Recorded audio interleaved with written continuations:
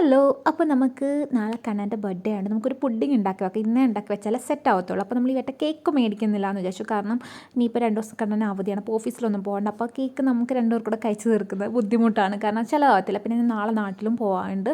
ഞാൻ കേക്ക് മേടിച്ചില്ല. അതിന് പകരം ഒരു പുഡിങ് ഉണ്ടാക്കാമെന്ന് വെച്ചിട്ട് അത് കട്ട് ചെയ്യാമെന്ന് വിചാരിച്ചു. അപ്പോൾ അതിന് വേണ്ട കാര്യങ്ങൾ: പാല്, ഒരു കവറ് പാലാട്ടോ ഞാൻ എടുത്തേക്കുന്നത്, 1/2 ലിറ്ററിൻ്റെ. അത് കഴിഞ്ഞിട്ട് കുറച്ച് വിനീഗർ വേണം.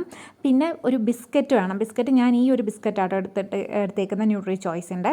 അത് നമുക്ക് മിക്സിയിലിട്ട് ഒന്ന് പൊടിച്ചെടുക്കണം കേട്ടോ. നിങ്ങൾക്ക് ബിസ്ക്കറ്റ് വേറെ ഏത് വേണമെങ്കിലും എടുക്കാം. നമുക്ക് ഈ ഉപ്പുള്ളതൊന്നും എടുക്കരുത്, അല്ലാതെ ഏത് വേണമെങ്കിലും എടുക്കാം. അപ്പോൾ പാല് ഇതാണ്ട് ഞാൻ തിളപ്പിക്കാനായിട്ട് വെച്ചിട്ടുണ്ട്. ഈ പാല് തിളച്ച് വരുമ്പോഴത്തേക്കും അതിനകത്ത് വിനീഗർ ഒഴിച്ച് കൊടുക്കണം. എന്ന് വെച്ചാൽ അതൊന്ന് പിരിച്ചെടുക്കണം.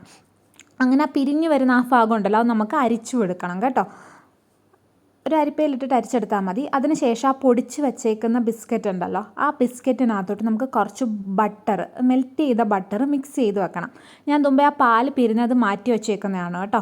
ഇതാണ് നമുക്കിതിനകത്ത് എടുക്കേണ്ടത്. അപ്പോൾ ഇനി മെൽറ്റ് ചെയ്ത ബട്ടർ ഈ ബിസ്ക്കറ്റിനകത്തോട്ട് ഇട്ടിട്ട് നന്നായിട്ട് മിക്സ് ചെയ്തെടുക്കണം. ഇതാണ് നമ്മൾ അതിനകത്ത് ബേസായിട്ട് അടിയിൽ വെക്കുന്നത്, ഇതാണ് കേട്ടോ. അപ്പോൾ ഇത് നമുക്കിനി മിക്സ് ചെയ്തെടുക്കാം. അത് മിക്സ് ചെയ്ത് വെച്ചതിന് ശേഷം നമുക്ക് ഈ പിരിഞ്ഞ പാലുണ്ടല്ലോ, അപ്പോൾ അത് നമുക്ക് മിക്സിയിലിട്ടൊന്ന് അടിച്ചെടുക്കണം. അപ്പോൾ ഇതിൻ്റെ കൂടെ നമുക്ക് കുറച്ച് ഫ്രഷ് ക്രീം ആഡ് ചെയ്യണം. പിന്നെ കൂടെ മധുരത്തിന് കുറച്ച് മിൽക്ക് മെയ്ഡ്, നിങ്ങൾക്ക് ഇതിന് പകരം പഞ്ചസാരയാണെങ്കിലും ആഡ് ചെയ്യുക കേട്ടോ. എന്നിട്ട് ഇത് നന്നായിട്ട് അടിച്ചെടുക്കണം, മിക്സിയിലിട്ടിട്ടൊന്ന് അടിച്ചെടുക്കണം കേട്ടോ. അതിനുശേഷം ബട്ടർ മിക്സ് ചെയ്ത് വെച്ചിരിക്കുന്ന ബിസ്ക്കറ്റിൻ്റെ പൗഡർ, പിന്നെ ഞാനിവിടെ ചോക്ലേറ്റ് ആയിട്ട് ഒരു ഡയറി മിൽക്ക് എടുത്തിട്ടുണ്ട്. ഇത് നമുക്ക് മെൽറ്റ് എടുക്കാം.